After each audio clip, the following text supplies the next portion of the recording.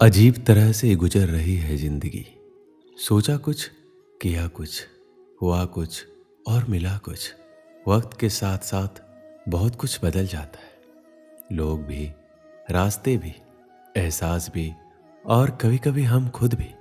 इस छोटी सी जिंदगी में बहुत ही बड़ा सबक मिला है। रिश्ते सभी से रखो, पर उम्मीद कभी किसी से मत रखना, क्योंकि धोखे ऐसे ही नहीं मिलते। लोगों का भला भी करना पड़ता है। इसलिए तो कहा जाता है कि चेहरे की हंसी से अपने कष्टों को छुपाओ। बहुत कुछ बोलो, पर अपना राज कभी किसी को मत बताओ। ये दुनिया का एक कड़वा सच है कि अमीर इंसान अपना पैसा अमीर बनने में लगा देता है, इसलिए वो अमीर बन जाता है। और गरीब इंसान अपना पैसा अमीर दिखने में लगा देता है, इसलिए वो गरीब ही रह जाता है। कड़वा है लेकिन सत्य है। जब बात किसी की अच्छाई की होती है तो सब खामोश रहते हैं, लेकिन जब बात किसी की बुराई की होती है तो गूंगे भी बोल पड़ते हैं। अपने किए गए 100 गुनाहों पर पर्दा डालकर हर इंसान कहता है कि जमाना बहुत खराब है। अगर कोई इंसान जिस पर आप सबसे ज्यादा भरोसा करते हैं वह आपको धोखा दे या मदद करने के समय पलट जाए, तो ये मत सोचना कि वो इंसान बदल गया, बल्कि ये सोचना कि आज उसका नकाब उतर गया। लोगों का क्या है, उनका तो काम ही है कुछ ना कुछ कहना। सिर उठाकर चलोगे तो कहेंगे कि अकड़ कर चलता है, और जब सिर झुकाकर चलोगे तो कहेंगे कि किसी की तरफ देखता भी नहीं है। इसलिए ऐसे लोगों का फिक्र मत करो, बल्कि वो करो जो आपकी मन की आवाज कहती है। जन्म लेते समय तो हर बच्चा रोता है, लेकिन वही बच्चा समय आने पर हंसता है, मुस्कुराता है। ठीक ऐसे ही आज हमारे जीवन में दुख होंगे, परेशानियां होंगी, मुसीबतें भी होंगी, लेकिन याद रखिए आने वाले समय पर खुशियां आपके जीवन में अपने आप आ जाएंगी और आप फिर से मुस्कुराएंगे। आप हाथ की लकीरों का खेल समझ जाइए। लकीरें आपकी मुट्ठी में है, आपके काबू में है।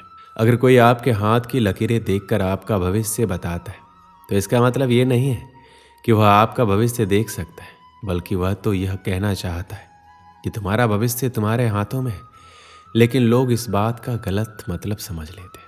लोग असल बात को समझ ही नहीं पाते, और जो लोग ये बात समझ नहीं पाते उन्हें वक्त और जमाना ये बात अच्छे से समझा देता है। श्री कृष्ण कहते हैं सभी के जीवन में अलग अलग परेशानियां रहती है। जो लोग धैर्य के साथ इनका सामना करते हुए आगे बढ़ते रहते हैं वो जीवन में सुख शांति प्राप्त कर लेते हैं, और जो लोग धैर्य खो देते हैं उनके सामने और भी ज्यादा समस्याएं बढ़ने लगती हैं। जीवन घटनाओं का चक्र है। यदि बुरी घटनाओं के चक्र में आप फंसे हैं तो उससे निकलना बहुत मुश्किल होता है। यदि आपकी तोंद निकल गई है तो उसे अंदर करना उतना ही मुश्किल है जितना कि किसी संकट से बाहर निकलना। यदि आपको किसी भी प्रकार का रोग है, सुख है, धन का अभाव है, या किसी भी प्रकार के संकट से आप घिरे हुए हैं, तो हम आपको बताएंगे ऐसे तरीके जिन पर अमल करके आप सुखमय जीवन बना सकते हैं। आपके दिमाग में चाहे बुरे विचार आते हो, उसकी फिक्र करने की जरूरत नहीं है। आप बस एक काम कीजिए, वह यह है कि सुबह उठते ही आप एक अच्छा विचार सोचें या एक अच्छा वाक्य खुद से बोलने के लिए तैयार रखें। जैसे कि आज मैं बहुत खुश हूं, आज मेरी मनोकामना पूर्ण होगी, या मैं बहुत अच्छे विचारों वाला व्यक्ति हूं। आप कोई सा भी सुविचार सोच सकते हैं। प्रतिदिन यदि आप सुबह उठते ही खुद से कोई अच्छा कमिटमेंट करते रहे तो यह अभ्यास आपके जीवन को बदलने के लिए कुछ दिनों बाद सक्रिय होने लगेगा। आपका मस्तिष्क ही आपका भविष्य निर्माण करता है। खुद को अच्छे वाक्यों से प्रेरित करते रहे। नकारात्मक सोच एवं विचारों से बचने के लिए जरूरी है कि स्वयं को मोटिवेट करते रहें।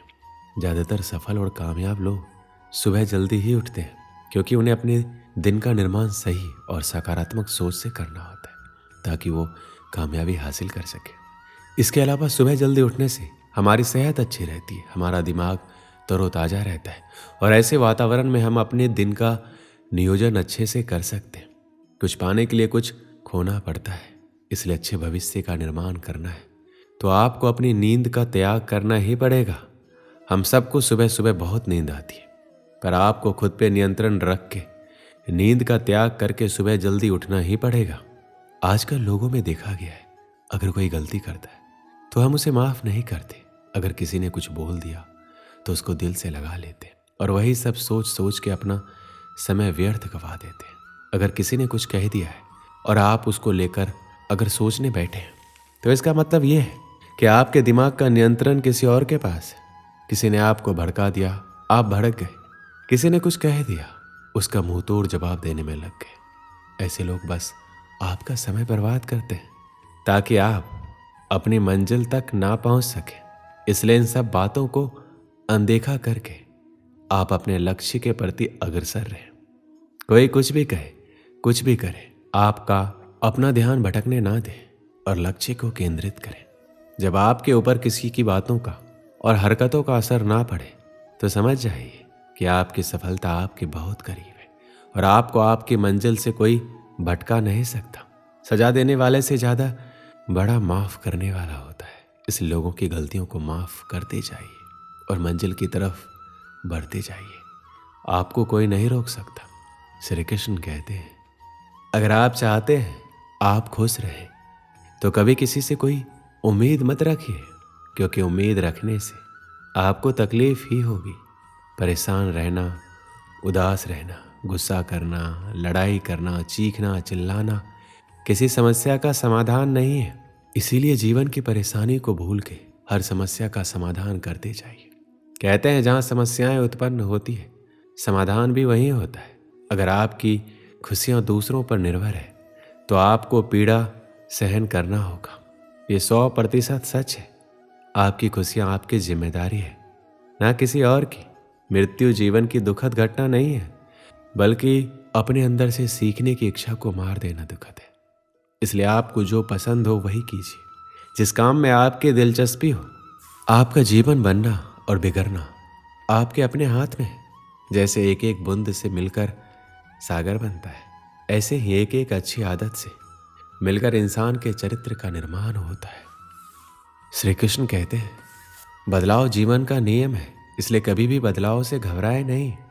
बदलाव से घबराने वाले लोग अपनी सफलता के रास्ते खुद ही बंद कर लेते हैं। अपने जीवन के बदलाव को स्वीकार करें। ऐसा नहीं करेंगे तो आप कभी सफल नहीं हो पाएंगे।